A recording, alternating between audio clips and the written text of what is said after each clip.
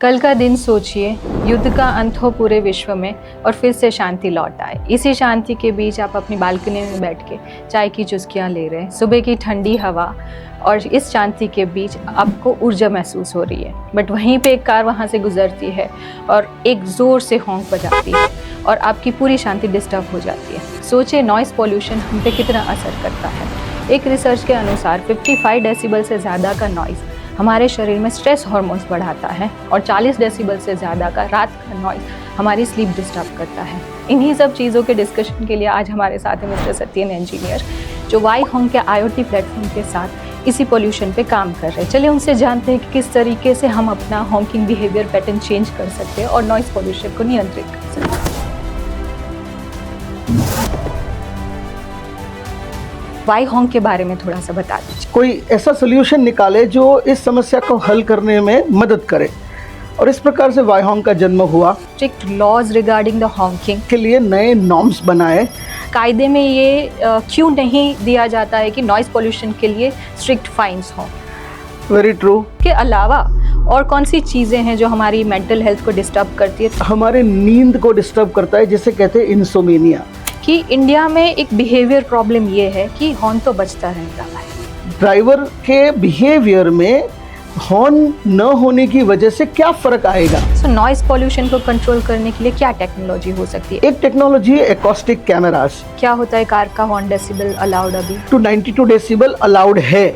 So when you put your device on the machine, और फिर live data हम capture करते रहते हैं जब भी vehicle is on the move. Maybe 45 is the maximum limit, speed limit. I agree, but let's say अगर वो 70 भी है, ये व्हीकल 100 पर था कैसे? This is also a part of a civic sense. Absolutely.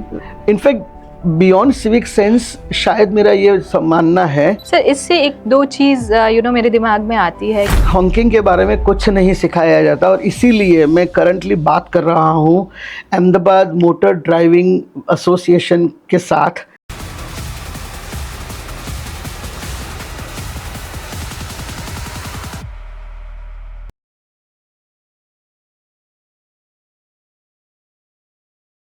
Welcome mister Satyan. Thank you. So sir, पहले मैं ये आपसे जानना चाहूँगी कि आप वाई होंग के बारे में थोड़ा सा बता दीजिए। वाई होंग का आविष्कार कुछ इस प्रकार से हुआ। काफ़ी अलग अलग देशों में जाने के बाद जब लौट कर आता था तो दो चीज़ें महसूस होती थी। एक, यहाँ का आवाज़ यानी शोर हमारे देश का, और बदबू।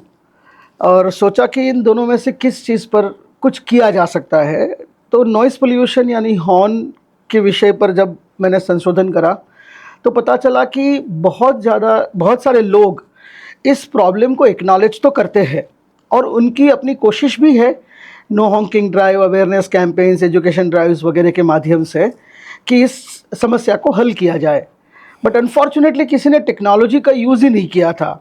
हमने सोचा क्यों ना, जब आज इतनी आसान है टेक्नोलॉजी, कोई ऐसा सोल्यूशन निकाले जो इस समस्या को हल करने में मदद करे, और इस प्रकार से वाई होंग का जन्म हुआ। और मेरे दोस्तों के सहयोग से, यानी जो मेरे को-फाउंडर्स हैं उनके सहयोग से, हमने वाई होंग का एक प्रोटोटाइप बनाया, और प्रोटोटाइप बनाकर उसको हमने टेस्ट किया। टेस्ट करने पर हमें जो जानकारी मिली, यानी हमें जो रिजल्ट्स निकले, वो बहुत ही इनकरेजिंग थे। तो सोचा कि चलो इसे एक बड़ा रूप देते हैं या एक बड़ा काम करते हैं, जिससे इस देश की एक गंभीर समस्या नॉइज़ पोल्यूशन को कम किया जा सके। सर, मैं टेक्निकलिटी समझने से पहले एक चीज़ पे ये आना चाहूँगी कि जैसे हमने इंटरनेशनल कंट्रीज़ का आपने रेफरेंस दिया, वहाँ पे there are very strict laws regarding the honking और कार के हॉन्किंग बिहेवियर के बारे में, बट इंडिया में वो चीज़ की कमी है। सो मैं जानना चाहती हूँ कि जब इंडिया इतना पॉपुलेटेड कंट्री, इतना डेंस कंट्री है, इतने ज़्यादा व्हीकल्स है जो इतने हॉन्किंग से नॉइज़ पॉल्यूशन को ऐड कर रहे, तो हमारे यहाँ कायदे में ये क्यों नहीं दिया जाता है कि नॉइज़ पॉल्यूशन के लिए स्ट्रिक्ट फाइन्स हों? Very true. नॉइज़ यानी एक पोल्यूशन है, ये एक्नॉलेजमेंट हुआ अराउंड 1995-97 के आसपास, और 2000 ईयर में CPCB central pollution control board ने इसके लिए नए नॉर्म्स बनाए। यानी एक प्रकार से इस समस्या को एक्नॉलेज करने में हमने बहुत देरी करी थी। दूसरी चीज़ ये है कि कानून में केवल एक सुविधा है, यानी एक ऐसा कानून बन चुका है जो है मोटर व्हीकल एक्ट 2019 में जब अमेंड हुआ, तो Hawking inside the silence zone is a punishable offense. The first punishment is 1,000 rupees and subsequent all 2,000 rupees.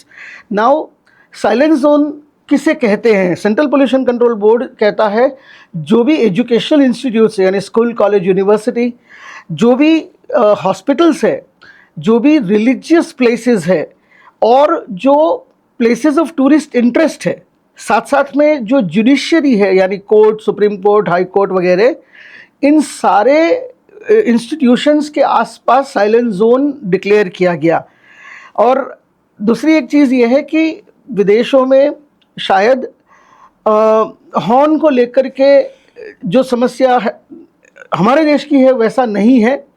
Couple of चीज़ जो मैं सोच सकता हूँ, देख सकता हूँ।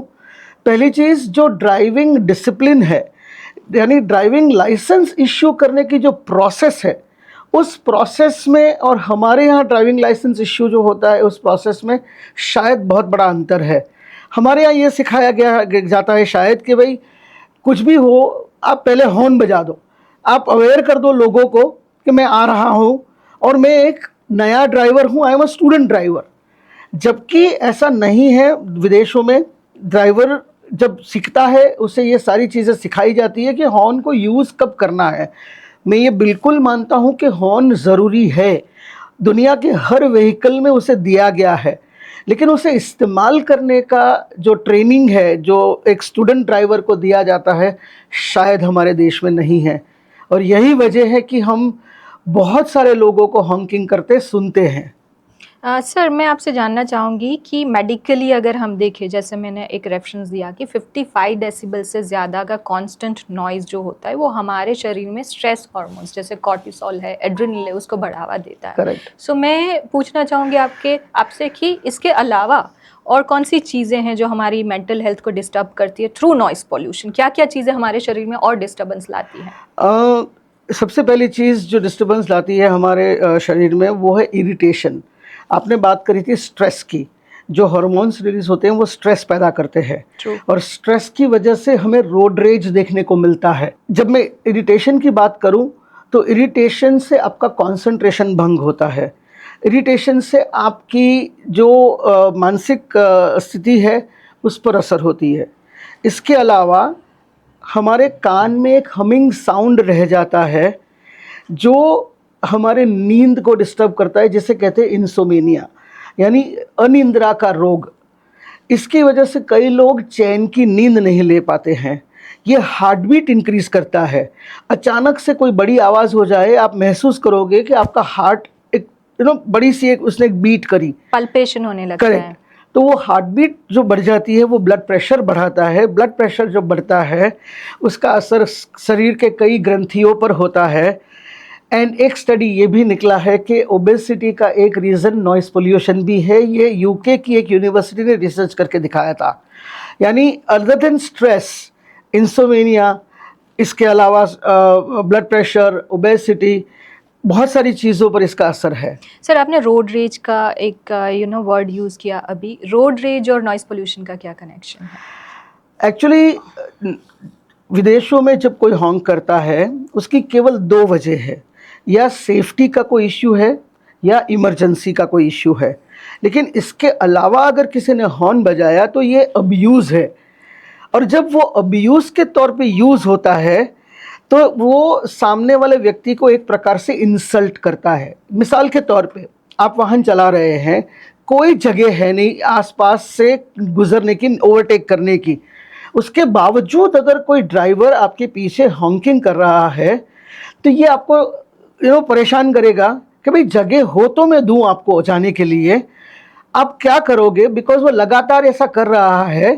अब आपको उसको सबक सिखाना है कि भाई ये जो भी कर रहा है आप बराबर नहीं कर रहे हो, तो आप किसी भी प्रकार से पहले उसको जाने देंगे और फिर उसको चेस करेंगे। चेस करके आप भी हॉर्न करोगे या चेस करके आप उसे परेशान करोगे। ये रोड रेज जो है ये हमारे देश में अक्सर देखने को मिलता है।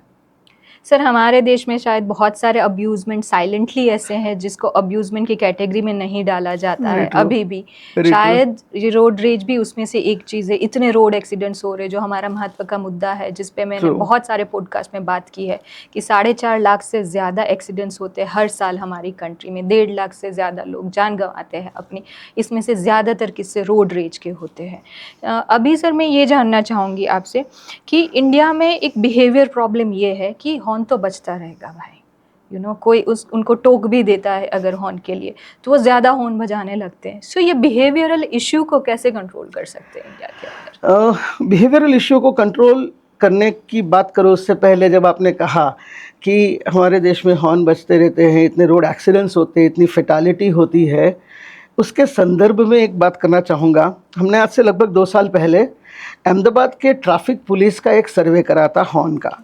हमने गूगल फॉर्म का यूज़ किया और कमिश्नर श्री ने ये लिंक सारे पुलिसकर्मियों को भेजी कि आप ये सर्वे आपको लेना है। लगभग 1305 लोगों ने वो सर्वे लिया। उस सर्वे में एक क्वेश्चन था कि अगर व्हीकल का हॉर्न बिगड़ जाए तो ड्राइवर क्या करेगा, व्हीकल छोड़ के चला जाएगा या व्हीकल उसके बावजूद चलाएगा। सभी लोगों ने, दैट इज़ 1305 लोगों ने ये कहा कि ड्राइवर व्हीकल चलाएगा। तो दूसरा क्वेश्चन ये था कि व्हीकल ड्राइवर के बिहेवियर में हॉर्न न होने की वजह से क्या फ़र्क आएगा। हमने कुछ ड्रॉप डाउन दिए थे जिसमें लिखा था कि वो ओवर स्पीड नहीं करेगा, जंक्शंस पर स्लो डाउन करेगा, लेन डिसिप्लिन मेंटेन करेगा, इसके अलावा दूसरे माध्यम से वो कम्युनिकेट करेगा the drivers in the front like using the headlights. ज़्यादातर यानी सभी लोगों ने कहा कि हाँ ये सारे चीज़ें उसके बिहेवियर में चेंज होगा। तो एक और क्वेश्चन था, तो क्या हॉर्न है इसी वजह से लोग स्पीड करते हैं? क्या इसी वजह से लेन डिसिप्लिन मेंटेन नहीं होती? तो कंक्लूजन यही था कि हॉर्न है इस वजह से ये सब कुछ हो रहा है। अगर नहीं हो तो कई सारी चीज़ें बदल सकती है। सो द फैक्ट इज़ कि रोड रेज या इवन एक्सीडेंट्स को अगर हमें ध्यान में लेना है तो कुछ हद तक हॉर्न को डिसिप्लिन करना पड़ेगा, उसके करने से फ़र्क हो सकता है।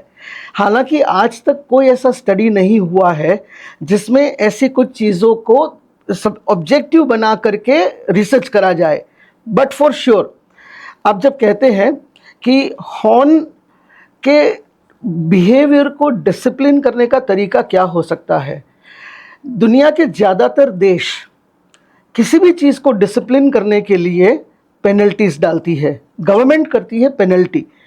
मिसाल के तौर पे अगर आप सालों से इनकम टैक्स भरते हैं, you are a very responsible citizen, आपको इंसेंटिव कुछ भी नहीं है उसके लिए, लेकिन अगर आपने टैक्स की चोरी करी और आप पकड़े गए तो आप पर हैवी पेनल्टी है। तो अंडरस्टैंड कि mass behaviour change happens through penalty, but for being a good citizen rewards नहीं है। ठीक है, यहाँ पर अगर हम हॉर्न पर किसी प्रकार से उसे एक पेनल्टी में कन्वर्ट करें, यानी किसी एक ड्राइवर को, ये बहुत सारे स्टडीज़ के बाद पता चलेगा, मिसाल के तौर पे 80-120 ब्लड प्रेशर ये नॉर्मल ब्लड प्रेशर है। ये आंकड़ा आया कहाँ से? हज़ारों लोगों के ब्लड प्रेशर को मेजर किया गया होगा, उसके बाद में ये कंक्लूजन निकला कि 80-120 नॉर्मल है। तो हमारे देश में, भारत में, एक व्हीकल ड्राइवर चाहे 2 व्हीलर हो या 4 व्हीलर हो, किसे कितने हॉर्न बजाने नॉर्मल कहें हम, अगर ये हमें आंकड़ा कहीं से ढूंढना है तो हमें इससे बहुत बड़ा रिसर्च करना पड़ेगा। बट फॉर एग्जांपल एक व्हीकल ड्राइवर को 100 हॉर्न्स दिए जाए दिन में, और वो 100 हॉर्न्स जो है उसे उसके बाद उस पर पेनल्टी होगी। यानी ये समझ लीजिए कि आपके पास 10 लीटर पानी है, अब आप इस पानी से आपकी प्यास बुझा सकते हैं, इस पानी से आप स्नान भी कर सकते हैं। चॉइस आपकी है कि प्यास बुझाने के लिए यूज़ करना है या स्नान करने के लिए। तो 100 हॉर्न्स, अगर मिसाल है, उदाहरण है, ये आंकड़ा एक उदाहरण के रूप में बोल रहा हूँ कि 100 हॉर्न्स अ डे के बियॉन्ड अगर कोई हॉर्न बजाना चाहता है तो उस पर पेनल्टी होनी चाहिए, क्योंकि ये मान के चलते हैं कि इस देश में हॉर्न की ज़रूरत पड़ेगी और पड़ती है, मैं मानता हूँ। So I individually never say do not honk. I always say honk responsibly. मुझे भी खुद ज़रूरत पड़ती है कभी कभी हॉर्न बजाने की, और मैं बजाता हूँ, बट जो बिना वजह, बिना समय या बिना स्थल के जो या हॉर्न, फिर just in a road rage. हाँ रोड रेज या ऐसे ही समझ लो एक आदत है, हॉर्न बजाते रहते हैं, इसे बदलने के लिए कहीं ना कहीं पेनल्टी डालनी पड़ेगी। सर, इसके टेक्निकल एस्पेक्ट्स पे अगर हम बात करें तो जैसे हम स्पीड कंट्रोल करने के लिए स्पीड गन्स लगाए जाते हैं, स्पीडोमीटर लगाए जाते हैं। सो नॉइज़ पॉल्यूशन को कंट्रोल करने के लिए क्या टेक्नोलॉजी हो सकती है? आपका वाई हॉन्क उसमें से एक है, आप वाई हॉन्क को भी प्लीज़ एक्सप्लेन कीजिए जो आपने टेक्नोलॉजी डेवलप किया हुआ है, और क्या क्या टेक्नोलॉजी हो सकती है इस चीज़ को? एक टेक्नोलॉजी है एकॉस्टिक कैमरास, यानी ऐसे सीसीटीवी कैमरा जो सिटीज़ में लगते हैं जिसमें वो नॉइज़ का जो सोर्स है उसको वो आइडेंटिफाई कर सके और उसे वो कैप्चर कर सके। बीजिंग और शंघाई में कुछ जंक्शंस पर एकॉस्टिक कैमरास लगे हैं। इस वक्त यूके की एक कंपनी है साउंड व्यू करके, SOUNDVU, साउंड व्यू करके, जो शिकागो, सैन फ्रांसिस्को, मायामी में पायलट कर रही है। उनका भी एकॉस्टिक कैमरा है, लेकिन एक कैमरा की कीमत $40,000 है। और उनका ये कहना है कि किसी एक जंक्शन पर 5 कैमरा होने चाहिए, 4 अलग अलग रास्तों पर 4 और बीच में एक, यानी $2 लाख एक जंक्शन के पीछे खर्च करने की तैयारी होनी चाहिए। सर, एकॉस्टिक कैमरा क्या साउंड वेव को मेजर कर रहे हैं? एकॉस्टिक कैमरा साउंड वेव को मेजर भी करता है, साउंड का डेसिबल मेजर कर लेता है, और ये भी बताता है कि वो व्हीकल कौन सा है जहां से ये साउंड आई, यानी उसका सोर्स आइडेंटिफाई करके देता है। Now here is what I से, कि आप पूरे सिटी को कारपेट नहीं कर सकते हो इस प्रकार के कैमरा से, क्योंकि कॉस्ट बहुत ज़्यादा है। ट्रू। सेकेंड चीज़ के जंक्शंस पर हॉर्न बजते हैं शायद ज़्यादा, लेकिन उसके अलावा हर किसी सड़क नुक्कड़ गलियों में हॉर्न बजता है हमारे देश में। तो अगर हमें कंट्रोल करना है, अगर हमें उस चीज़ का इंफॉर्मेशन लेना है, तो acoustic camera can not be a good solution. Why honk is a better solution according to me, क्योंकि ये व्हीकल सोर्स के अंदर लगता है, यानी व्हीकल की हॉर्न सर्किट में ये हार्डवेयर लग जाता है, और ये हार्डवेयर जो है, being an IoT which is internet of things, ये अपने मोबाइल डेटा के माध्यम से ये हार्डवेयर सर्वर को डेटा देता है। वाईहॉन्क 5 डायनेमिक डेटा देता है। पहला है ये टाइम स्टैम्प, यानी समय और तारीख। दूसरा है लोकेशन स्टैम्प, किस लोकेशन पर हॉन्क हुआ है। तीसरा है ड्यूरेशन ऑफ हॉन्क, यानी एक वो जो हॉर्न बजा था उस हॉर्न की लेंथ ऑफ टाइम क्या था। चौथा है पैटर्न ऑफ हॉन्क, जैसे हमारे देश में लॉन्ग प्रेस ऑफ हॉर्न आपको सुनने में मिलेंगे, शॉर्ट प्रेस ऑफ हॉर्न सुनने में मिलेंगे, और मल्टीपल बर्स्ट ऑफ हॉर्न्स भी सुनने को मिलते हैं, जैसे टुटुट टुटुट टुटुट टुटुट। तो ये पैटर्न जो है उसे भी ये कैप्चर करता है, और 2 हॉन्क के डिस्टेंस और टाइम के आधार पर एक एवरेज स्पीड भी देता है व्हीकल का, यानी व्हीकल की स्पीड क्या थी जब हॉर्न बजा था।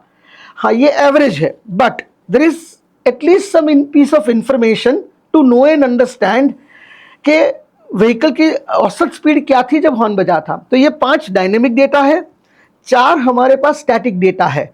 जब ये हार्डवेयर हम लगाते हैं, हम ड्राइवर का एज, ड्राइवर का एजुकेशन, ड्राइवर का ड्राइविंग एक्सपीरियंस और उस व्हीकल का हॉर्न डेसिबल, ये 4 चीज़ हम इंफॉर्मेशन गैदर करते हैं। सर, जनरली क्या होता है कार का हॉर्न डेसिबल अलाउड अभी हमारी कंट्री में? अलग अलग कार का अलग अलग है, बट ये समझ के चलिए अप टू 92 डेसिबल अलाउड है, जो नहीं होना चाहिए बट है अब। लेकिन उसके बावजूद आफ्टर मार्केट फिटमेंट से जो लोग हॉर्न लगाते हैं, हमने ये पाया है कि some of the horns were as loud as 115 decibels. Okay, so when you put your device on the machine, मतलब कार के अगर इंजन में हमने लगाया, तो अगर वो 92 डेसिबल का उसके अंदर हॉर्न है, तो आप पहले उसको स्टैटिक डेटा फीड करते हैं कि this is a 92 decibel. Okay, please explain sir. तो ये जो स्टैटिक डेटा है, ये स्टैटिक डेटा हम हमारे सर्वर पर, डैशबोर्ड पर डाल देते हैं, और फिर लाइव डेटा हम कैप्चर करते रहते हैं। जब भी vehicle is on the move, जब व्हीकल हॉर्न बजाते रहता है, हम इस डेटा को कलेक्ट कर लेते हैं। हमने आज तक करीब 8 पायलट कर चुके हैं हम, जिसमें 5 गवर्नमेंट बॉडीज़ थी, 4 प्राइवेट सेक्टर कंपनीज थे। सो गवर्नमेंट में हमने Telangana road transport corporation which is TSRTC, Hyderabad city के बसेस में हमने ये पायलट 2 साल तक किया। हमने AMTS की बसेस में किया है बिफोर कोविड। हमने AMC ऑफिसर्स के व्हीकल पे पायलट किया है आफ्टर कोविड। टेक्नोलॉजी की कुछ मर्यादा के कारण वो डेटा थोड़ा सा हमें यूज़फुल नहीं मिला, बट TSRTC इसके बाद अहमदाबाद में आज की तारीख में AMTS की बसेस में ये लगा हुआ है। हमने अभी अहमदाबाद पुलिस के साथ जो पायलट किया था वो हमने कंक्लूड कर दिया, जिसका रिपोर्ट हम बना चुके हैं। उस रिपोर्ट की भी मैं थोड़ी सी बात करूंगा आपके साथ। और इसके अलावा Intas, Zydus pharma, Gujarat alkalis and chemicals limited, AIA engineering, इनके जो स्टाफ बसेस हैं हमने इसमें ये डिवाइस लगाया था, हमने डेटा कलेक्ट किया है। कुछ जानकारी आपको मैं बताऊं, हाँ, हमने उबर कार्स के साथ किया है with Ahmedabad police and Uber cars for a period of 1.5 year. आपको आश्चर्य होगा, मैं उबर कार्स की बात करता हूँ, थोड़ा सा TSRTC की बात करूँगा। उबर कार्स में हमने 75 कार्स में ये हमारा हार्डवेयर लगाया था। 2-3 चीज़ें जो सिग्निफिकेंट थी, जो आपको भी शायद आश्चर्य करेगा। Honking between 2 AM to 5 AM, यानी रात के 2 से सुबह के 5 के बीच में जो हॉन्किंग डेटा हमारे व्हीकल से हमें मिला was higher than 8 AM to 11 AM। Why sir? क्योंकि ये टाइम ऐसा है जहाँ पे शायद ट्रैफिक सबसे कम होता है। बिल्कुल। अब बात यह है कि मैं पेशे से रिसर्चर नहीं हूँ, मेरा काम है रिसर्च करने वाले लोगों को एक ट्रिगर करना, उनको एक ऐसा इंफॉर्मेशन देना जिससे वो सोचे कि ऐसा क्यों हो रहा है। So this is what we have come up as questions to IIT Bombay, IIM Ahmedabad, NEERI Nagpur. इसके अलावा लोकल इंस्टीट्यूट्स में PDEU है, and we have GU with us, we have Sal institute, we have got CEPT research and development foundation. तो इन सबको ये information हमने बताई कि सुबह के 2 से सुबह के 5 के बीच की हॉन्किंग वो सुबह 8 से 11 से ज़्यादा थी। ऐसा क्यों है? ये आपका काम है ढूंढना। दूसरी चीज़, आपको आश्चर्य इस बात का भी होगा कि सुबह 5 से 6 के बीच की जो हॉन्किंग थी वॉज इक्विवेलेंट टू सुबह 12 से दोपहर के 1 बजे की honking. Second thing is vehicle speed of over 100 kilometres an our, हमारे डेटा में टोटल 6% हॉन्किंग है। अब किसी भी सिटी में 70 या 80 के स्पीड से ज़्यादा व्हीकल चला ही नहीं सकते हैं आप। Maybe 45 is the maximum limit, speed limit. I agree, but let's say अगर वो 70 भी है, ये व्हीकल 100 पर था कैसे? तो जो हमारे पास एवरेज स्पीड डेटा है ये भी शायद काम का है पुलिस के लिए, ताकि उन ड्राइवर्स को चालान कर सके कि जो 100 से ज़्यादा चलाते थे। Second thing is total data का 19%, हमारे टोटल डेटा का उबर कार अहमदाबाद सिटी का 19% हॉन्किंग इवेंट हमें मिले थे for the vehicle speed less than 10 kilometres an hour, where it is not necessary. Absolutely. I mean ऐसी क्या स्थिति है कि आपका अपना व्हीकल कंट्रोल में नहीं है, ताकि आप लोगों को बोल रहे हो कि भाई आप अपने आप को संभालो, मेरा व्हीकल मेरे कंट्रोल में नहीं है। गवर्नमेंट और आम आदमी के बीच में एक पूरा चैनल होता है, कंसल्टेंट्स का, एक्सपर्ट्स का, अर्बन प्लानर्स का, आर्किटेक्ट्स का, रोड इंफ्रास्ट्रक्चर इंजीनियर्स का, जो ट्रांसपोर्टेशन सेक्टर को शेप अप करते हैं। हम उन्हीं एक्सपर्ट्स को आपके सामने ला रहे सीधा बात करने के लिए हमारे the business and beyond podcast के थ्रू। ये सिर्फ एक पॉडकास्ट नहीं है, ये इंडिया का सबसे पहला इंफ्रास्ट्रक्चर रिलेटेड पॉडकास्ट है। आप भी अगर इस इंडस्ट्री की सच्चाई के बारे में जानना चाहते हैं और इंडस्ट्री से जुड़ना चाहते हैं तो प्लीज़ हमारी चैनल को सब्सक्राइब कीजिए। या फिर शायद ये इस डायरेक्शन में इशारा कर रहा है कि हमारा behaviour is the problem. Absolutely. We want to disturb other people when they are sleeping, when they are at peace. तो शायद ये बहुत बड़ा क्वेश्चन है। एक सिविक सेंस का इशू तो हमारे देश में चल ही रहा है, सो शायद this is also a part of a civic sense. Absolutely. In fact beyond civic sense, शायद मेरा ये मानना है दैट लोगों को ये है कि जो सबसे पहले हॉर्न बजा देगा वो अपने आप को सेफ कर लेगा। यानी रात में you do not want to slow down at junction, but आपको पहले से हॉर्न बजा देना है कि भाई आप लोग बाकी के जो मेरी हॉर्न सुन रहे हो आप लोग रुक जाओ, मैं निकल रहा हूँ। तो बात यह है कि रात में 2 से सुबह 5 में हॉर्न बजाने की आवश्यकता वैसे तो है ही नहीं, बट मे बी ड्राइवर अपनी स्पीड कम नहीं करना चाहता है, maybe does not want to take a stop at the junction, he wants to pass by, और यही वजह है कि वो हॉर्न बजा देता है। दूसरी चीज़, लोगों में एक आदत है, मैंने ये कई लोगों में देखा है मेरी खुद की सोसाइटी से, जब लोग पार्किंग से निकलने से पहले हॉर्न बजाते हैं। True. अभी व्हीकल तो पार्किंग में खड़ी है, जब तक सोसाइटी के गेट तक पहुंचते हैं तब तक 4 बार हॉर्न बजा चुके हैं। अब सोसाइटी के अंदर क्यों हॉर्न बजाना है? मतलब ये मुझे बहुत समस्या करता है या मुझे बहुत परेशान करता है कि क्या ज़रूरत है ये हॉर्न बजाने की। सर, इससे एक दो चीज़ मेरे दिमाग में आती है कि अगर हमको इस बिहेवियर को कंट्रोल अगर करना है तो there are two streams which are very important in to this. One is driving licence, जब हम लाइसेंस देते हैं एक नए ड्राइवर को। दूसरा है जब हम ट्रैफिक इंजीनियरिंग में डिज़ाइन करते हैं ट्रैफिक को। इन दोनों स्ट्रीम्स में क्या मैं जानना चाहती हूँ कि अभी हॉन्किंग का कोई इम्पोर्टेंस है, उसमें कुछ सिखाया जाता है हॉन्किंग बिहेवियर के बारे में नहीं। इन दोनों स्ट्रीम्स में? जब ड्राइविंग स्कूल्स ड्राइविंग सिखाती है, हॉन्किंग के बारे में कुछ नहीं सिखाया जाता। और इसीलिए मैं करंटली बात कर रहा हूँ अहमदाबाद मोटर ड्राइविंग एसोसिएशन के साथ कि मैं चाहता हूँ कि आपके एटलीस्ट 10 वाहनों में मैं ये डिवाइस को लगाऊँ। आप ये डेटा को देखें, मैं आपको एनालिटिक्स करके दूंगा, और जो ट्रेनर है हम उस ट्रेनर से कहें कि ड्राइवर को ये भी सिखाना ज़रूरी है कि हॉर्न बजानी कब है, कितनी बजानी है। इस वक्त किसी को ये नहीं पता है कि हॉर्न बजता कितना है, कहाँ बजता है। एक चीज़ मतलब एट द ड्राइविंग स्कूल के जहाँ से शुरुआत होती है किसी व्यक्ति के ड्राइविंग सीखने की, न वहाँ पर इसे सिखाया जाता है। दूसरा, आपने कहा रोड इंजीनियरिंग। अब सवाल ये है कि नॉइज़ सेंसर्स यानी नॉइज़ मीटर है नहीं इस देश में, बहुत कम है। सेंट्रल पोल्यूशन कंट्रोल बोर्ड ने नॉइज़ मॉनिटरिंग स्टेशंस बना रखे हैं कुछ अलग अलग शहरों में, अहमदाबाद में नहीं है। उसके बावजूद चाहे तो कुछ किया जा सकता है, बट जब नॉइज़ सेंसर लगाया जाता है वो कलेक्टिव नॉइज़ है। उस नॉइज़ में किसी व्हीकल में अगर म्यूज़िक बज रहा है वो भी कैप्चर कर लेगा, वो इंजन नॉइज़ कैप्चर करेगा, टायर नॉइज़ कैप्चर करेगा। इसके अलावा रैटलिंग नॉइज़ यानी कोई व्हीकल खड़खड़ खड़खड़ खड़खड़ रहा है वो नॉइज़ भी कैप्चर करेगा। तो ये सेग्रीगेट करना बहुत मुश्किल है कि व्हीकल हॉर्न का contribution in the total noise data कितना है। बट हाँ, रोड इंजीनियरिंग में ये कंसिडरेशन, चाहे वो कलेक्टिव नॉइज़ होनी तो चाहिए, बट मेरे ख्याल से अनफॉर्चुनेटली मेरे ध्यान में कहीं नहीं आया है कि किसी रोड डिज़ाइन में इस मुद्दे को ध्यान में रखा गया हो। सर, हम अर्बन, जैसे मैंने अर्बन डेवलपमेंट की बहुत सारे पॉडकास्ट किए विद अर्बन इंजीनियर्स, उन्होंने बोला कि अगर हमारे देश में हमको ट्रैफिक की सिचुएशन पे नियंत्रण लाना है तो पेडेस्ट्रियंस आर वेरी इंपॉर्टेंट और non motorised vehicles are very important. मैं जानना चाहती हूँ कि इस हॉन्किंग बिहेवियर का पेडेस्ट्रियन और नॉन मोटराइज्ड व्हीकल पे क्या असर पड़ रहा है अभी? सबसे पहली चीज़ ये है कि ये सवाल मैं कई लोगों से पूछता हूँ कि सड़क पर सबसे पहला अधिकार किसका है, और ज़्यादातर लोग इसका जवाब काफ़ी लंबा सोच के बाद बता सकते हैं कि पेडेस्ट्रियन।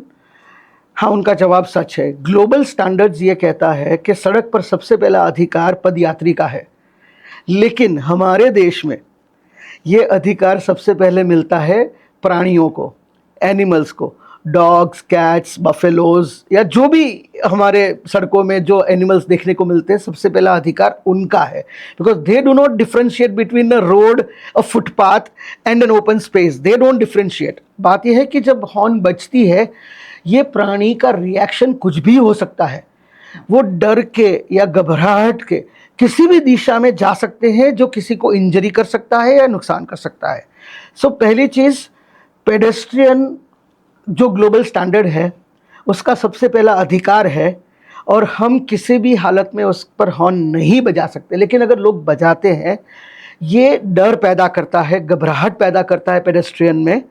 और अगर छोटे बच्चे हैं तो वो डर जाएंगे, अगर बुज़ुर्ग है वो भी डर जाएंगे, शायद हड़बड़ाहटी में वो गिर भी सकते हैं। बिकॉज़ वो आवाज़ जो अचानक से आई, जो बड़ी सी आवाज़ थी, उस पे कैसा रिएक्ट करना चाहिए या क्या उससे करना चाहिए, ये स्पॉन्टेनियसली वो डिसाइड नहीं कर सकते हैं। नॉन मोटराइज्ड व्हीकल सड़क पर उनका दूसरा अधिकार है, यानी साइकिलिस्ट हो गए, हैंड कार्ट्स हो गए, जो भी नॉन मोटराइज्ड व्हीकल है, ये सारी चीज़ें।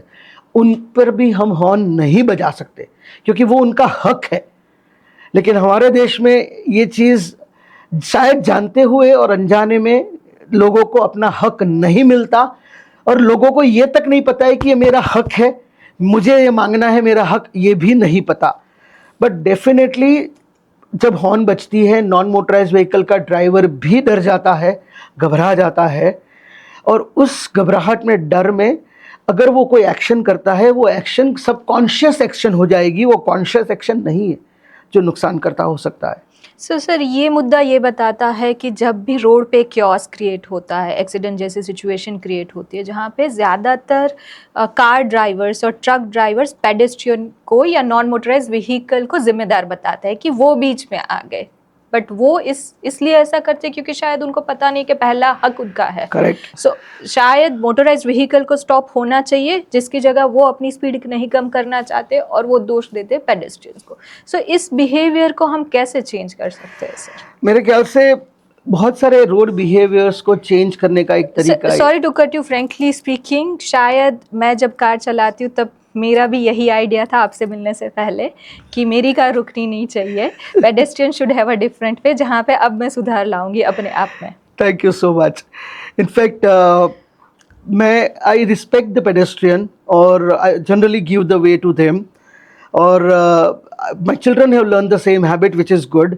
बट जब मैं ऐसा करता हूँ तो मेरे पीछे के व्हीकल ड्राइवर्स हॉर्न करते हैं। मुझे एक आदत हो गई है उन्हें इग्नोर करने की, और मुझे ये लगता है कि मुझे उन्हें वो हक देना चाहिए जिनका ये हक है।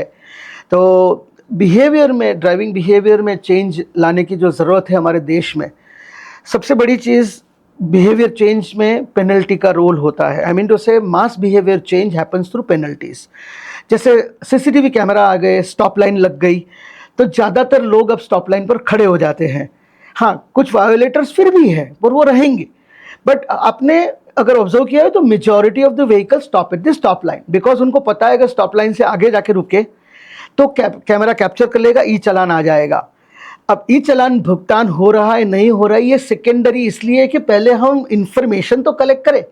नाउ मेरा ये मानना है कि हॉन्किंग पर अगर हम कुछ पेनल्टी करें या certain हॉन्क beyond limit is chargeable, अगर हम ऐसा करें, होगा ये इससे कि वो 10 लीटर पानी जो प्यास बुझाने के लिए होना चाहिए वो वहीं पर यूज़ होगा, क्योंकि फिर पानी का जो चार्ज है वो इतना ज़्यादा है कि लोग सोचेंगे भी स्नान करने की जगह पीने के लिए पानी का इस्तेमाल करें। सो अंडरस्टैंड कि हॉन्किंग कंट्रोल हो जाएगी तो स्पीड कंट्रोल हो जाएगी, बिकॉज जो हमने ट्रैफिक पुलिस का सर्वे किया था तो स्पीड कंट्रोल हो जाएगा। दूसरा, हॉन्किंग कंट्रोल होगी तो डिसिप्लिन आएगी लोगों में लेन चेंज करने के लिए, बिकॉज अर्लियर हॉन्क बजा के लेन चेंज कर लेते जो नहीं कर पाएंगे।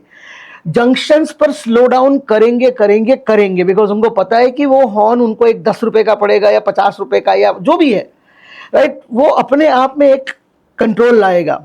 आपको एक उदाहरण दे रहा हूँ, हमने अभी ट्रैफिक पुलिस, अहमदाबाद पुलिस के व्हीकल का जो पायलट रन किया, हमने इसमें ये नज डाला था।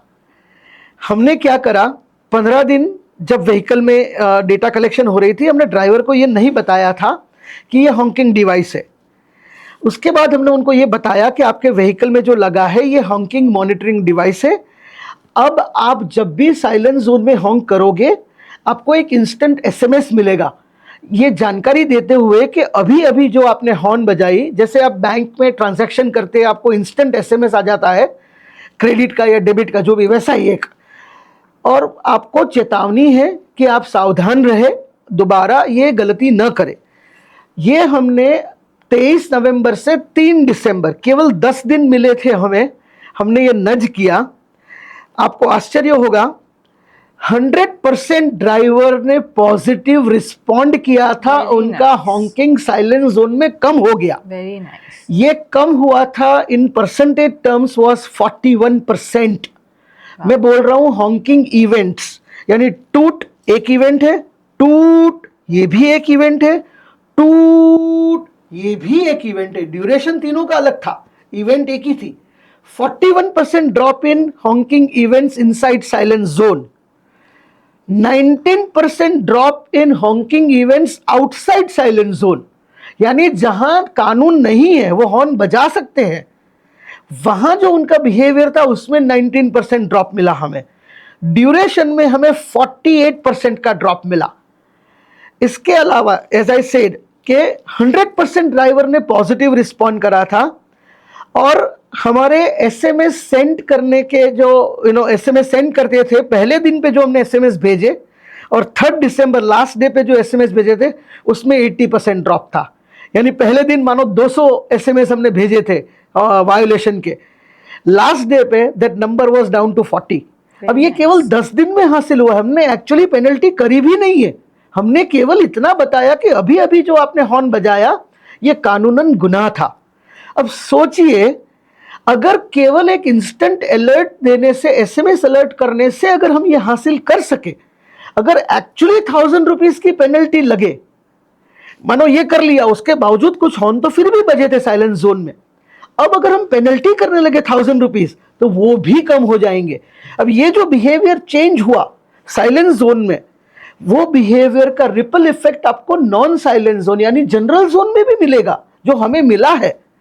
So what I perceive is this, that solution to a lot of road traffic problem can be honking. Sir मैं यहाँ पे व्यूअर्स को बता दूँ कि सर ने एक साइलेंट जोन का उल्लेख किया है। आपको मैं बता दूँ साइलेंट जोन्स क्या होते हैं, जो ज़्यादातर लोगों को नहीं पता होगा। This is a very informative things. Motor vehicle act 2019 में सेक्शन 194F के under silent zone legally defined है, जैसे कि हॉस्पिटल्स और स्कूल्स के आसपास के एरिया, प्लेग्राउंड्स जहाँ पे बच्चे हैं, जहाँ पे बुजुर्ग है, जहाँ पे पेशेंट्स है, वो सारे एरिया साइलेंट जोन में आते हैं। और अगर चाहे गवर्नमेंट तो इस पे फाइन लगा सकती हैं। इसके आसपास आपको हॉकिंग बिल्कुल भी नहीं करना है। सर इस साइलेंट जोन के बारे में शायद बहुत सारे लोगों को नहीं पता है कि यहाँ पे जो हॉकिंग होता है उससे बहुत ही ज़्यादा मेंटल डिस्टर्बेंस आता है, जैसे बच्चे हो गए, बुजुर्ग हो गए या पेशेंट्स हो गए जो रिकवरी कर रहे हैं अभी। सो इन साइलेंट जोन के बारे में क्यों ट्रैफिक पुलिस ने अभी तक, क्योंकि आपने ट्रैफिक पुलिस के साथ इतना ज़्यादा काम किया है, because this are very sensitive zones in very sensitive areas as per the human standards. So वहाँ पे भी हम फाइनिंग नहीं लगा रहे, क्यों सर? फाइन लगाना तो चाहते हैं, मुश्किल ये है कि टेक्नोलॉजी नहीं है। दूसरा, पुलिस के लिए वो प्रायोरिटी नहीं है, जो मैं मानता हूँ। सिग्नल जंप करना, सर पुलिस के लिए क्यों ये प्रायोरिटी नहीं है? मैं उसी पे आ रहा था। ट्रैफिक पुलिस जो ड्यूटी पर है उसकी पहली प्रायोरिटी ये है कि ट्रैफिक रेगुलेट हो, नो पार्किंग जोन में व्हीकल पार्क ना हो, सिग्नल कोई जंप ना करे, सीट बेल्ट पहने हुए हो, हेलमेट पहने हुए हो, ट्रिपल सवारी कोई ना जाए, रॉन्ग साइड कोई ना जाए। ये सारी चीज़ें जो सबसे ज़्यादा प्रायोरिटी है या जो सबसे ज़्यादा इमीडिएट नुकसान करता है, ये उनकी प्रायोरिटी में है। और Hawking inside the silence zone उनकी प्रायोरिटी में नहीं आ पाता है, बिकॉज ये प्रायोरिटीज़ इतना कुछ ले लेती है उनका ध्यान कि ये नहीं होता है। दूसरा, मानो किसी ने हॉर्न बजा भी लिया साइलेंस जोन में, पुलिस ने उसे पकड़ा, वो पुलिस को ये कहेगा मैंने तो हॉर्न बजाया ही नहीं है, साबित करो, मैंने तो नहीं बजाया। अब पुलिस के पास कोई एविडेंस है ही नहीं ये प्रूव करने के लिए। तो बात यह है that police, though they want to do it, they are unable to because of the other priorities. Second, because there is no technology. यही वजह है। और तीसरी चीज़, पुलिस अलग अलग चीज़ों को लेकर के अवेयरनेस ड्राइव, एजुकेशन ड्राइव वगैरह करती है, जिसमें वो ये कहते हैं नो हॉकिंग। जैसे चंडीगढ़ पुलिस ने किया है, मुंबई पुलिस ने बीच में एवरी वेडनेसडे को नो हॉकिंग डे डिक्लेयर करा था। अब ये डिक्लेयर करने से क्या होगा? जैसे नो स्मोकिंग डे डिक्लेयर कर दिया तो जो स्मोक करते हैं वो थोड़ी छोड़ देंगे। तो समझने वाली बात यह है कि ये awareness campaign, education drive does not solve the problem. I generally ask a question के सिगरेट स्मोकर को क्या ये नहीं पता है कि smoking is injurious to health, इससे कैंसर होती है? उसको पता है, उसके बावजूद वो कर रहा है। अब उसको क्या ज्ञान दोगे?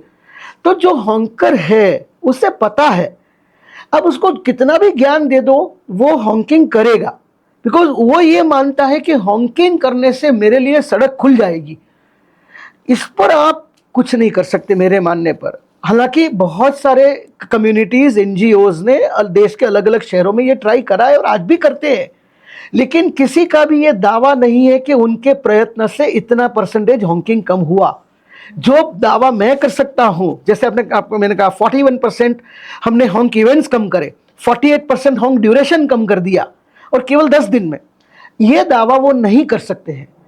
सो अनफॉर्चुनेटली पुलिस चाहे भी तो एक ही सब्जेक्ट को, साइलेंट जोन को लेकर के बहुत सारा काम करना उनके लिए कठिन है, बहुत कठिन है। जैसे हमने देखा सर कि शायद लीगली ये डिफाइंड है कि हम इतना नॉइस पोल्यूशन से ज़्यादा हॉकिंग नहीं कर सकते, तो शायद ये लॉ की प्रॉब्लम नहीं है, शायद ये एनफोर्समेंट की भी प्रॉब्लम नहीं है, शायद ये प्रॉब्लम है अवेयरनेस की।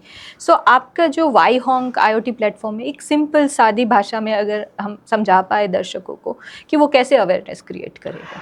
वाई हॉन्क एक्चुअली अवेयरनेस नहीं करता है क्रिएट, ये एनफोर्समेंट के लिए ज़्यादा है। अवेयरनेस के लिए बहुत सारे इंस्टीट्यूट्स हैं, बहुत सारे NGOs, कम्युनिटीज़ ये काम सालों से कर रही है, और ये काम अहमदाबाद में भी होता है, टाइम्स ऑफ इंडिया करती है, रेडियो मिर्ची करती है, ये सब करते हैं। तो अवेयरनेस के मामले में बहुत सारे लोग ऑलरेडी है। सवाल आता है एनफोर्समेंट। मैं चाहता हूं कि Hawking beyond the limit should be chargeable. अब ये कानून जैसे PUC है, पोल्यूशन अंडर कंट्रोल, वैसे मैं चाहता हूँ NUC हो इस देश में। जब तक ये कानून बने उसके पहले जो एक कानून हमारे फेवर में है, जो साइलेंट जोन में हॉकिंग को पनिशेबल मानता है, मैं उसी एक कानून को पकड़ के एनफोर्समेंट करना चाहता हूँ। Is because I do not have to work with the legal authorities to create a law for this. Law already है। मैंने RTI फाइल करी थी कि इस कानून के तहत आपने आज तक कितनी पेनल्टी कलेक्ट करी, कितने लोगों से, कितने शहरों में पिछले 5 साल में। ये जवाब मिला था 0।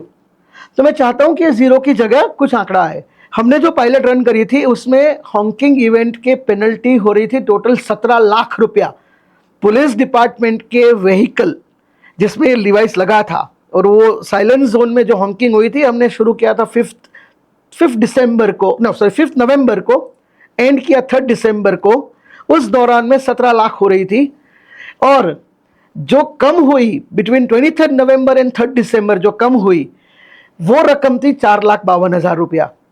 तो बात यह है कि पेनल्टी कम तो हो गई ये करने से, राइट, लेकिन पहले जो पेनल्टी मिल सकती थी अगर वो कलेक्ट होती तो पुलिस उस पैसे का वेलफेयर के लिए और टेक्नोलॉजी अपग्रेड के लिए यूज कर सकती है, वो पैसा जो उनको इसके माध्यम से मिला। सो सर, वाई हॉन्क से कैसे डेटा कलेक्ट करके, हाउ, लाइक आप टेक्निकली अगर थोड़ा सा समझा पाए। तो वाई हॉन्क IoT है, which is internet of things. उसका अपना खुद का एक सिम कार्ड है। ये व्हीकल की हॉर्न सर्किट में लग जाता है। So it does not have a noise sensor.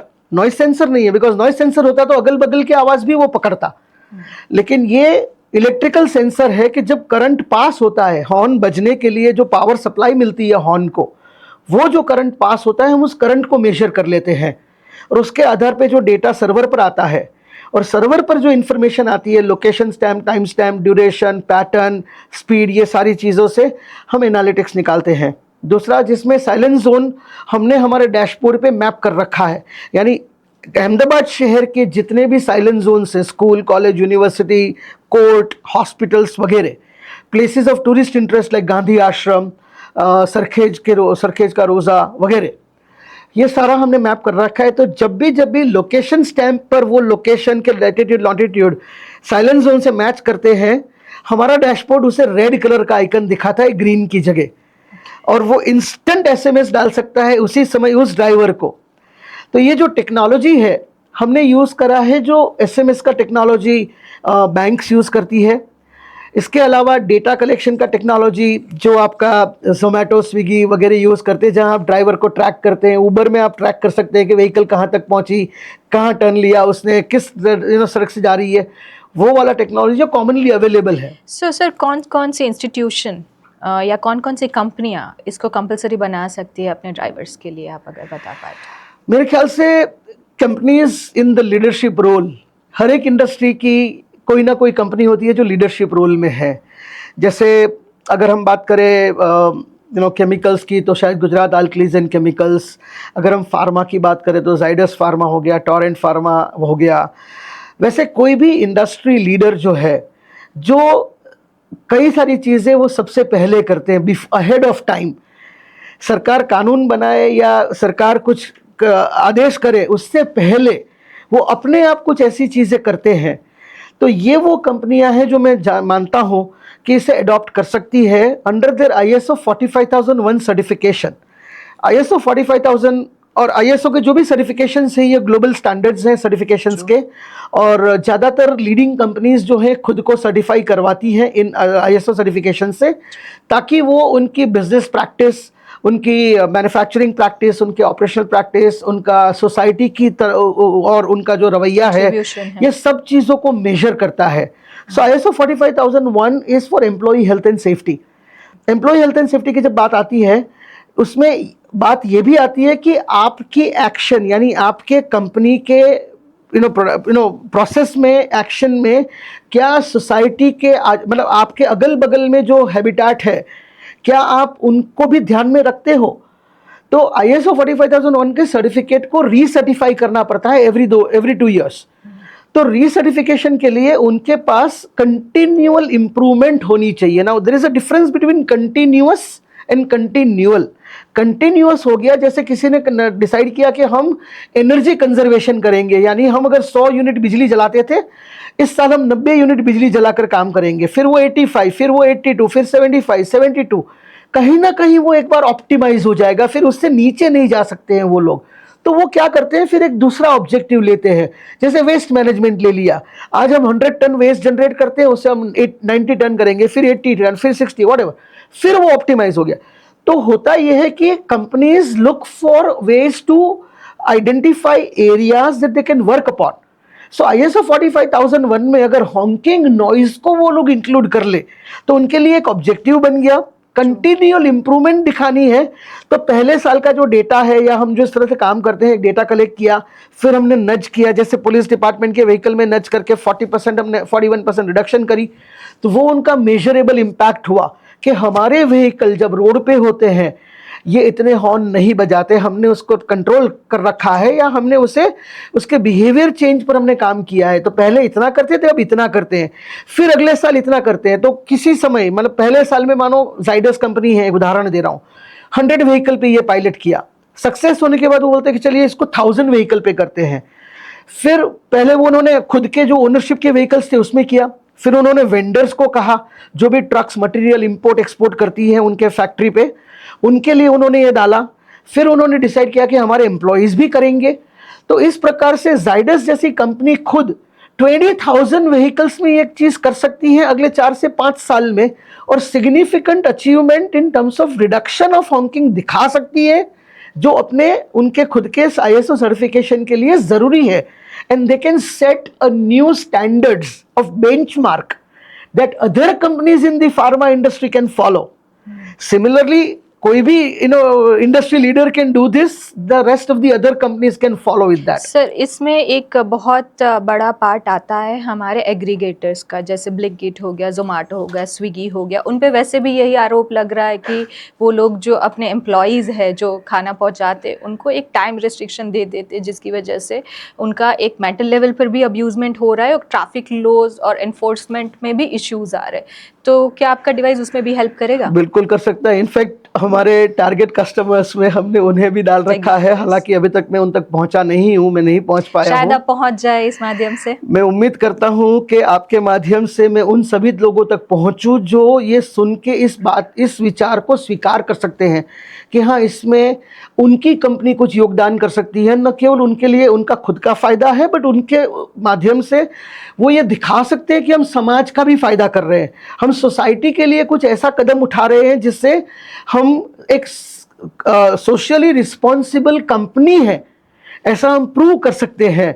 तो ये ब्लिंकिट हो गया, जोमेटो हो गया, स्विगी हो गया, उबर, ओला, जितने भी है वो ये चाहे तो ज़रूर कर सकते हैं। हालांकि उबर का हमको साथ मिला था पायलट करने के लिए, और लेकिन हमने उसे पेड पायलट में हमने कन्वर्जन नहीं कर पाए, पर हम चाहते हैं कि इसे पेड पायलट में कन्वर्जन करें। इस प्रकार से मैं किसी को भी पहले एक फ्री पायलट देता हूं और फिर पेड पायलट की उम्मीद करता हूं। सर, इन सारी कंपनियों का, जैसे आप बोल रहे हो पेड पायलट में कन्वर्जन नहीं होता है, इन सारी कंपनियों का एक CSR बजट होता है, करेक्ट, राइट? वो CSR बजट से भी इस चीज़ में इन्वेस्टमेंट कर सकते हैं? कर सकते हैं, बिल्कुल, आपने बिल्कुल सच कहा, और ये भी मेरी सोच है। हालांकि मेरी 2 कंपनी है, एक नॉर्मल रेगुलर कंपनी है और एक सेक्शन 8 कंपनी है जो CSR के लिए होती है। हमने 2 कंपनी बना तो रखी है, लेकिन अभी तक हम कुछ हासिल नहीं कर पाए हैं। इट्स बिकॉज मे बी शायद मेरे पास वो स्किल नहीं है कि CSR की प्रपोजल बनाते कैसे हैं। मैं उन लोगों तक नहीं शायद पहुंच सकता हूं जो ये डिसीशंस करते हैं CSR फंडिंग के, CSR ऑब्जेक्टिव्स के। तो कहीं ना कहीं मेरी अपनी कमज़ोरी रही है। मैं उम्मीद करता हूं कि मैं अपनी कमज़ोरी पर इम्प्रूव करूंगा। Sir we can help you in that, क्योंकि हर एक पॉडकास्ट के अंदर जब मुझे ऐसा लगता है कि गेस्ट एक बहुत अच्छी डायरेक्शन में काम कर रहा है और हर चीज़ फ्री नहीं होनी चाहिए। एज एन एंटरप्रेन्योर मैं खुद ये बात समझती हूँ कि अगर हमने सब कुछ फ्री दे दिया तो लोग उसकी वैल्यू भूल जाएंगे। और जो एक अच्छी चीज़ होती है उसकी एक वैल्यू होनी चाहिए। हम जहाँ पे भी आपकी हेल्प कर पाए as an organization to reach to this people, क्योंकि बहुत सारी कंपनियां मेरे हिसाब से ऐसी भी है जो अपना CSR बजट यूटिलाइज भी नहीं कर पा रही है। तो अगर हम उनको CSR प्रपोजल देके इस चीज़ के लिए काम कर पाए और मैं कहीं पे भी आपको हेल्प कर पाऊंगी, that will be that will be very important thing for me, क्योंकि इस पॉडकास्ट के ज़रिए भी हम लोग ये अवेयरनेस लोगों में लाना चाहते हैं, आप जैसे लोगों को आगे लाना चाहते हैं। So I will definitely contribute to that thing. I would appreciate, rather I would be humbled to have your support in what I do. और उम्मीद करता हूँ कि आपके शब्द जो आपने बोले वो सच साबित हो जाए। मुझे एक चीज़ पता है कि ये काम जो मैं आज कर रहा हूँ, मैं अकेले ये काम, देश का प्रॉब्लम मैं अकेले सॉल्व नहीं कर पाऊँगा। हालांकि शुरुआत शायद मैंने करी है, पर मुझे ये भी पता है कि अच्छे काम करने वाले लोगों को सपोर्ट कहीं ना कहीं से मिलेगा। और ये मैं मान के चलता हूँ कि ऐसे लोग हैं जो इस बात पर मेरे साथ सहमत है और वो करेंगे। सर सिर्फ एक अच्छा काम की एक एंगल हम ना देखें और हम आज के यूथ को ये अपील करें कि जब वो सिंगापुर जाते हैं, जब वो न्यूजीलैंड जाते हैं, जब वो ऑस्ट्रेलिया घूमने जाते, तो they have that thing in their mind कि such beautiful cities, no noise pollution, कितने अच्छे रोड्स हैं, सड़कें हैं। तो शायद हम यहाँ पे लैक कर रहे हैं क्योंकि हम ऐसे डेवलपमेंट को, ऐसी चीज़ों को बाहर उभार के नहीं ला रहे। सो आपको क्या लगता है सर कि अगर हम इन चीज़ों पे काम करें तो क्या हम अपनी कंट्री को कल सिंगापुर, न्यूजीलैंड, ऑस्ट्रेलिया, लंदन जैसा बना सकते हैं? बिल्कुल कर सकते हैं। इनफैक्ट 2030 के कॉमनवेल्थ गेम्स के पहले अहमदाबाद सिटी जो है, इंफ्रास्ट्रक्चर के दृष्टिकोण से किसी भी अच्छे शहर को टक्कर दे सकता है। चाहे वो सिंगापुर हो जाए, चाहे मेलबर्न हो जाए, चाहे आई वुड से बर्लिन हो गया, जो भी अच्छे सिटी जिसको मानते हैं, ये तो डेफिनेटली होगा। और 2036 ओलंपिक्स की जो तैयारी हो रही है, हाँ, हमारा शहर दिखने में, महसूस करने में बहुत सुंदर बन जाएगा। But in spite of that, tourist friendly शहर बनाने के लिए जो काम करना ज़रूरी है, which is specially noise pollution पर, जो अभी तक शायद अथॉरिटीज़ के ध्यान में नहीं आया कि ये भी एक चीज़ है जिस पर काम करना पड़ेगा। मैं तो ये कहूँगा, मैं नहीं चाहता हूँ कि मेरे देश के, मेरे शहर के बारे में विदेशी यात्री यहाँ जो आते हैं वो ये टिक्का टिप्पणी करे कि आपका शहर बहुत ही नॉइज़ी है। अभी वर्ल्ड कप ख़त्म हुआ, अगर न्यूजीलैंड टीम से पूछा जाए, बिकॉज हमने वीडियोस देखी थी कि वो ऑटो रिक्शा में बैठ के शहर में अलग अलग जगह गए थे, अगर हम उनसे पूछे कि क्या नॉइज़ पोल्यूशन आपको महसूस हुआ, मतलब आपके मन में क्या छवि है अहमदाबाद शहर की, तो कहेंगे शायद कि शहर अच्छा है, सुंदर है, बट लोगों में डिसिप्लिन नहीं है, लोगों में पेशेंस नहीं है। मैं मानता हूँ कि सारा पैसा खर्च करने के बाद अगर इस एरिया पर अगर हमारी सरकार ने, हम लोगों ने काम नहीं किया, तो हमारी छवि अभी भी वही रहेगी as a third world country का कोई सिटी। सर मैं इसी चीज़ पे एक प्रैक्टिकल एग्जांपल देना चाहूँगी। जब हमने इंडिया न्यूजीलैंड का मैच देखा, मैं भी बाहर थी, एक काम की वजह से मैं घर को वापस आ रही थी, and I am very less interested in to cricket, but मुझे पता चला कि आज इंडिया न्यूजीलैंड का मैच है। And when I was coming back, और जैसे ही इंडिया जीता, everybody came on the roads, right, बच्चे हैं, फैमिलीज़ हैं, सारे आ गए रोड पे। बहुत अच्छी बात है, because that is a very proud moment for a country that हमने T20 वर्ल्ड कप जीता। बट जो चीज़ मुझे थोड़ा सा परेशान करके गई सर, वो चीज़ ये थी कि लोग अपने बच्चों को हॉकिंग सिखा रहे हैं, बहुत ज़्यादा हॉकिंग हो रहा है, बहुत ज़्यादा ट्रैफिक हो रहा है और लोग सड़कों पे ऐसे बिखरे पड़े हैं और सारा ट्रैफिक जाम हो रखा है। वहाँ पे कुछ लोग ऐसे भी हैं जिनको ज़रूरी काम से जाना है, जिनको हॉस्पिटल जाना है, कोई इमरजेंसी में है, बट लोग अपनी खुशी में इन सबको इग्नोर कर रहे हैं। सो शायद ये बिहेवियर मुझे खटका। मुझे लोगों की खुशी से प्रॉब्लम नहीं है, खुशी को जताने से प्रॉब्लम नहीं है, बट हम उस खुशी को जताने के लिए हम दूसरे लोगों को परेशान कर रहे हैं, ये मुझे नहीं लगता कि ये हमारा ठीक बिहेवियर है। सर, आप क्या बोलना चाहेंगे इस पे? आपके साथ में सहमत हूँ, बट साथ साथ में मैं असहमत भी हूँ। मैं बताऊँ, फुटबॉल के बाद शायद जो स्पोर्ट ग्लोबली बहुत पॉपुलर हो रहा है वो है क्रिकेट। True. आई मीन एक टेनिस मैच में शायद 1500, 2000, 3000 लोग एक टेनिस मैच देखने जाएंगे, बट फुटबॉल मैच देखने के लिए 70-80,000 लोग जाएंगे, क्रिकेट मैच देखने के लिए 60-80,000 लोग जाएंगे। जब वर्ल्ड कप फुटबॉल में कोई टीम जीतती है तो माहौल यही होता है। फिर वो चाहे ब्राज़ील जीते तो ब्राज़ील में यह माहौल होगा, अर्जेंटीना जीते तो ब्यूनस एयर्स में यह माहौल होगा, इटली जीते तो मिलान में यह माहौल होगा। मैं ये मानता हूँ कि किसी प्रकार से ये खुशी को व्यक्त करने का एक तरीका है, जो ढोल नगारे बजेंगे, साउंड होगी, ये होगा। शायद मैं उसे एक्सेप्ट इसलिए करता हूँ कि ये एक इंसान का एक्सप्रेशन का ज़रिया है और मौका था, तो शायद बराबर है। बट सिर्फ उस चीज़ में सर ट्रैफिक को ब्लॉक करना, वो ये गलत है, ये गलत तक सही है? मैं ये गलत है। But again, I haven't been in any other country when a World Cup football has won with that country, वहाँ पर भी ट्रैफिक ब्लॉक हो जाती है। तो शायद मेरा ये मानना है कि आप वाहन लेके निकलो ही नहीं जब आपको पता है कि लोग सड़कों पे होंगे। Sir, what about the emergencies? I totally agree. जब एक मेडिकल वैन जा रही है Agreed. जहाँ पे एक पेशेंट को ट्रांसफर किया जा रहा है, क्योंकि मैंने वो सिचुएशन भी देखा। Oh, I'm so sorry. I agree. हमें इतनी तो इंसानियत होनी चाहिए कि जिस व्यक्ति को ज़रूरत है, जैसे वो एम्बुलेंस हो गया या जो भी है, उसके लिए हमें प्रायोरिटी देनी चाहिए। ये इंसानियत का सिविक सेंस से more, this is more of humanity. तो to that I agree with you, right? But with other which I want to agree with you, but I know that this is how the human behavior happens all over the world. इसलिए मैं असहमत हूँ।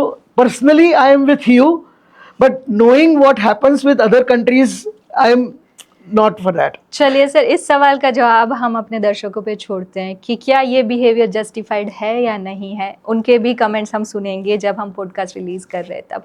आप बताइए हमें comments में कि ये बिहेवियर कहाँ तक होना चाहिए या नहीं होना चाहिए। जो भी आपके कमेंट्स हैं आप हमें लिख सकते हैं।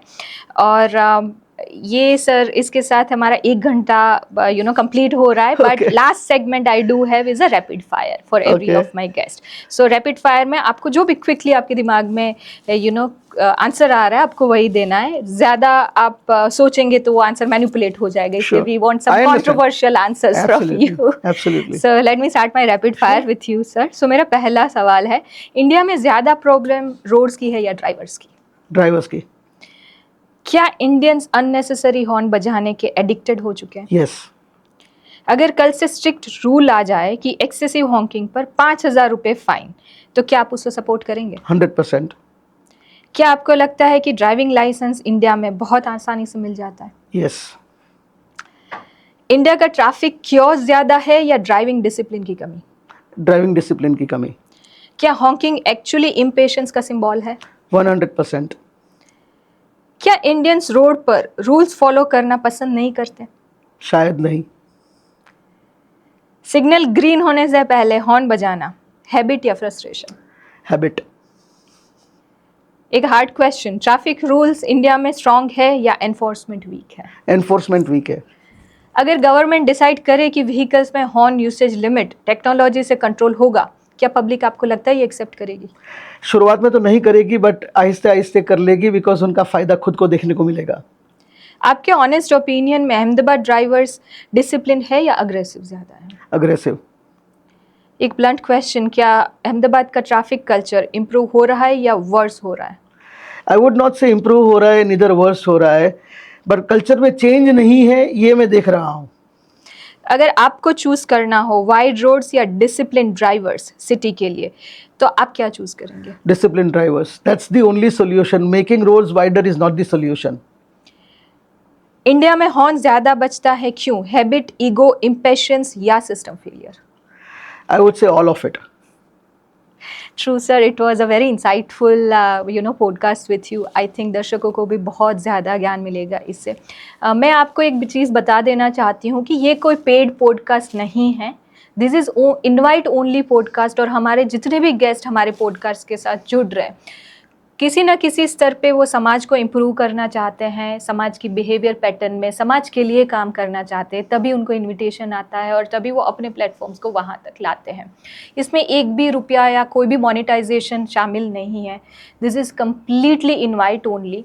सो वाई हॉन्क की सारी डिटेल्स मैं इस पॉडकास्ट के कैप्शन में आपको मिल जाएगी। आप वहाँ से इनका संपर्क कर सकते हैं। अगर आप एग्रीगेटर है, अगर आप इंडस्ट्री से जुड़े हैं और आप उनकी सेवाएं लेना चाहते हैं, तो डेफिनेटली आप उनसे कांटेक्ट कर सकते हैं। मैं उनका फ़ोन नंबर, डिटेल्स सारा कैप्शन में रखूँगी। और अगर आप हमें सपोर्ट करना चाहते हैं, आप चाहते हैं कि ऐसे ही एपिसोड, ऐसे ही एंटरप्रेन्योर्स, ऐसे ही समाज से भी लोग ज़्यादा आगे आए और अवेयरनेस बढ़ाए सोसाइटी में, तो आप प्लीज़ हमारे पॉडकास्ट को सब्सक्राइब कीजिए ताकि ऐसे ही एपिसोड हम आपके साथ और ला पाए। Thank you.